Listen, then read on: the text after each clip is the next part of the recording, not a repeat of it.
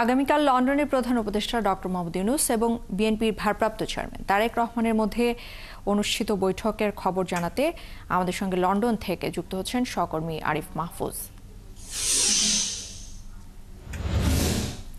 আরিফ, প্রধান উপদেষ্টা এবং তারেক রহমানের যে বৈঠক আগামীকাল অনুষ্ঠিত হবে সে বিষয়ে আসলে এই মুহূর্তে সবশেষ কি তথ্য আছে আপনার কাছে?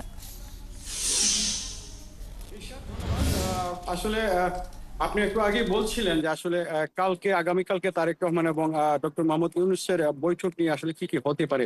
তো আমাদের কাছে আসলে লেটেস্ট কোনো খবর তেমন নেই, তারপরেও আমরা বিভিন্ন জায়গা থেকে ফোন আসছে, আমরা রিসিভ করছি, কথা বলছি। বিশেষ করে এই বৈঠক তো হবে, বৈঠকের যে আবহাওয়া ঘিরে কিন্তু বাংলাদেশি যে কমিউনিটির মানুষ আছে, প্রবাসীরা, তাদের মধ্যে অনেক উৎফুল্ল সিচুয়েশন বিরাজ করছে এখন।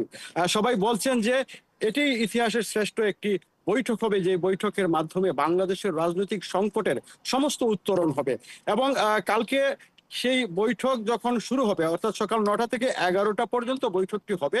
সেই বৈঠকে আর কেউ থাকবেন কিনা আসলে তারেক রহমান এবং ডক্টর মোহাম্মদ ইউনূসের মধ্যে কথাবার্তার মাধ্যমে সেটি ফাইনালাইজ হতে পারে। এবং সেখানে আলোচনা শুধুই নির্বাচন নয়, সংস্কার নয়, দেশের সামগ্রিক বিষয় নিয়ে কিন্তু আলোচনা হওয়ার কথা রয়েছে।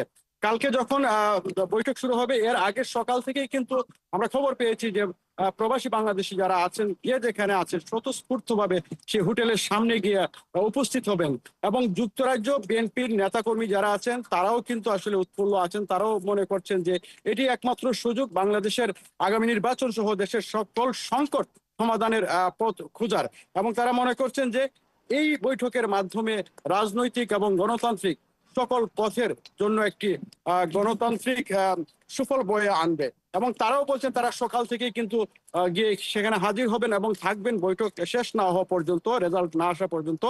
শুধু লন্ডন নয়, আমার কাছে লন্ডনের বাহিরের শহরগুলো থেকে ফোন এসেছে কখন মিটিং, কিভাবে কি হবে, তারপরে তারা আসতে চাচ্ছেন এবং অনেকেই আসবেন। আর এমনিতে যদি আমরা বলতে চাই যে কমিটির মধ্যে আরেকটি বিষয় নিয়ে বলা প্রয়োজন, যে বিষয়টি নিয়ে প্রধান উপদেষ্টা লন্ডনে আসলে এসেছেন রাজা চার্লসের আমন্ত্রণে হারমোনি অ্যাওয়ার্ড গ্রহণ করার জন্য। তিনি অ্যাওয়ার্ডটি গ্রহণ করেছেন এবং প্রবাসীরা অত্যন্ত উৎফুল্ল এবং বলছেন যে ডক্টর মোহাম্মদ ইউনূস দেশের জন্য একটি গৌরব বয়ে নিয়ে গেলেন লন্ডন থেকে। এবং ভবিষ্যতেও যাতে বাংলাদেশে এরকম মানুষ সৃষ্টি হয়, তারা যাতে বিশ্বের বিভিন্ন বিষয়ে ভূমিকা রেখে এরকম রাজা চার্লসের মতো মানুষের কাছ থেকে পুরস্কার গ্রহণ করতে পারে। আরিফ মাহফুজ, আপনাকে অসংখ্য ধন্যবাদ আমাদের সাথে যুক্ত হবার জন্য।